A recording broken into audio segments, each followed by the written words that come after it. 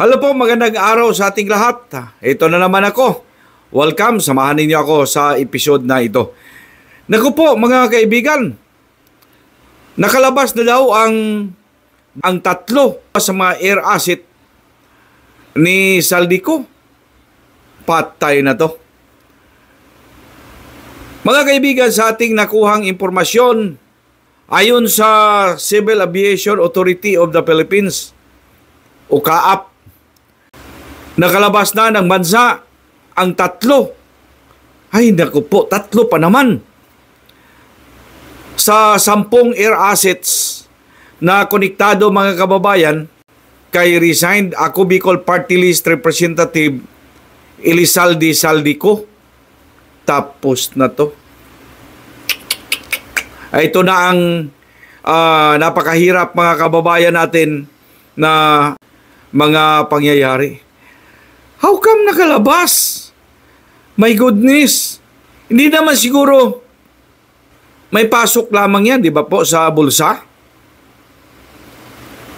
Wala talaga, oo. Sa ating nakuha impormasyon, mga kaibigan, ayon kay CAAP Director General Raul De Rosario, unang nakalabas daw ang isang helikopter noong Agosto 20 at sinundan ito mga kababayan ng kanyang Gulfstream 350 noong Agosto 16. Alin na nauna dito? Mas nauna mga kababayan dito ang Gulfstream kasi nakalabas ang kanyang helicopter August 20 at samantala ang kanyang Gulfstream 350 o 350 noong Agosto 16. Ang kanyang ruta nagtungo sa Singapore, mga kaibigan, ang eroplano, yung Gulfstream niya, habang nagkuta Kinabalu sa Malaysia, ang dalawang chopper o helicopter nito. Di ang ating pinagkakataka lang mga kaibigan dito, paano nangyari ito? Hindi ba po? Hindi ba prior dito ng mga pitsa? Meron ng press order, August, September. Wala talaga. Ay, paano pa yun? Ayan ang sinasabi natin mga kababayan. Maagang lumabas ang pangalan ni Saldico. Nakasabwat siya dito sa flood control scandal na ito. Pero yung ating nasa pamalaan mga kababayan ay parang wala lang Di ba po? Di ba sana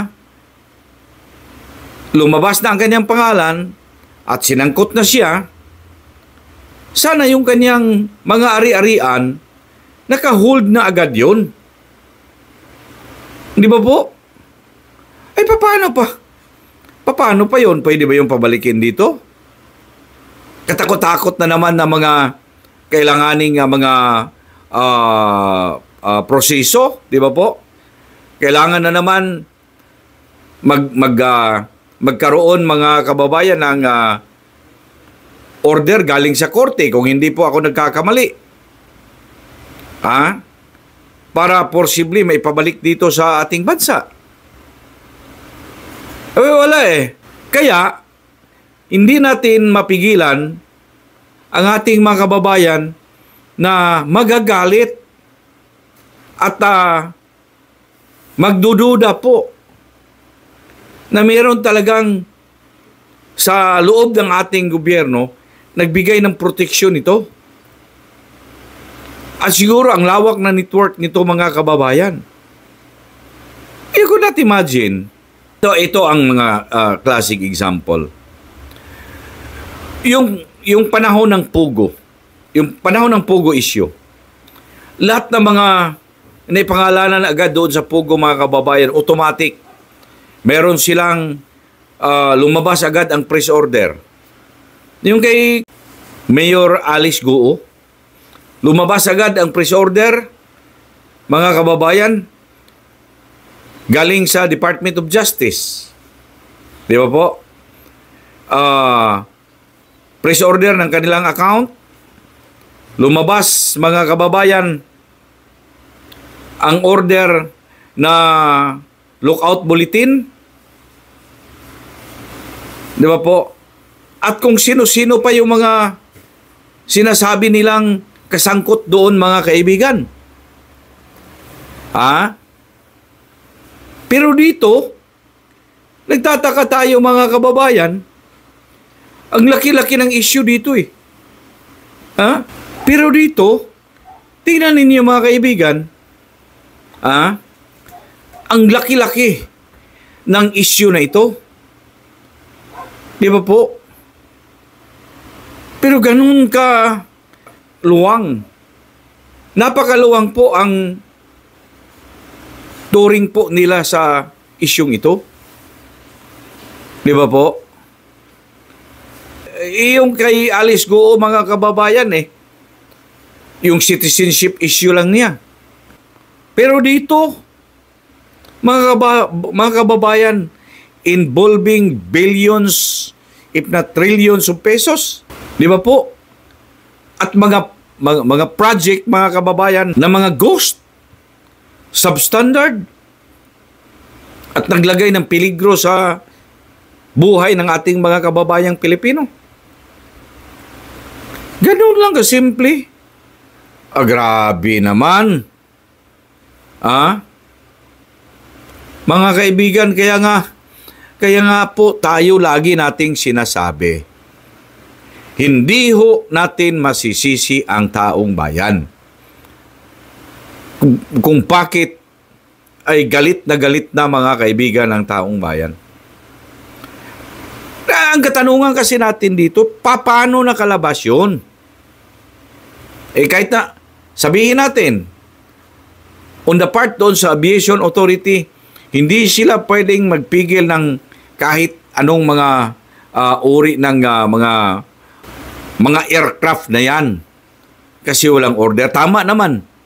Di naman pwede nilang arbitrarily i-hold nila without an order coming from, it's either from the court or coming from the authority higher-ups.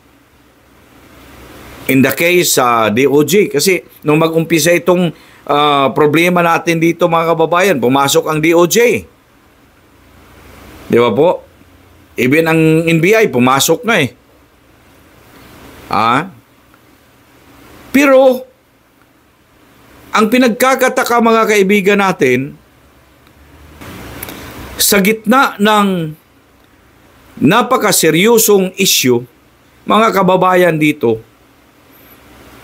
itong pinaghihinalaan ng mga pagmamay-ari, mga kababayan, na ito ay fruits or bunga po diyan sa korupsyon. Nakasama diyan si Saldico. Mga kababayan, nakikita natin na as if they are treating it very lightly. Mantakin mo. Alam naman nila na mayroong mga ari-arian itong si Saldico na ganun, mga kababayan, di ba po? Bakit hindi agad pinalabas ang order, mga kababayan? Kaya nakakapagtaka. Di ba? Tingnan ninyo ngayon. Ito pa, mangyayari ito. Kahit na, mga kaibigan, itong napakahirap na pangalanan, itong pangalan ni Martin Romualdez. Kahit na malinaw doon sa mga nag-testify na may involvement siya, mga kababayan, dito. Wala pa tayong narinig na yung kanyang mga ari-arian, lalong-lalo na yung mga air assets niya. May aeroplano siya Itong si Romualdez. May narinig ba tayo, mga kaibigan, na pinapa-hold, pinapa-freeze? Ay makalabas na naman yan.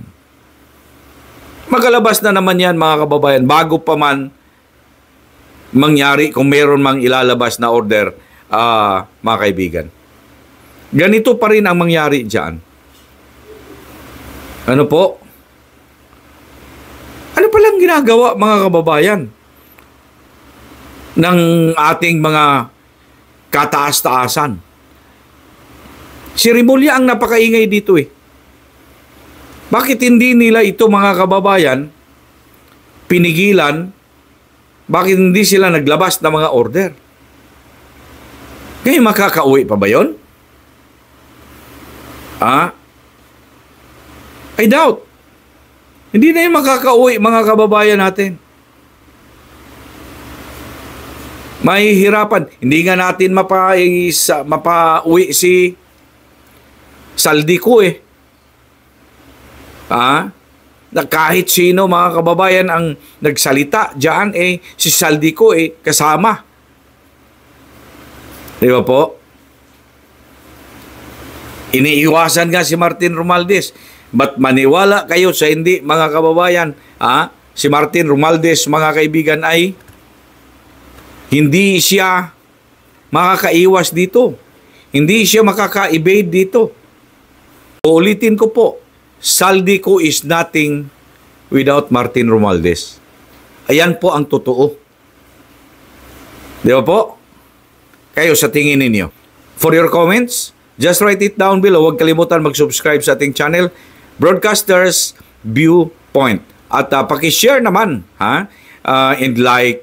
And also don't forget to hit the bell button para lagi po tayong updated.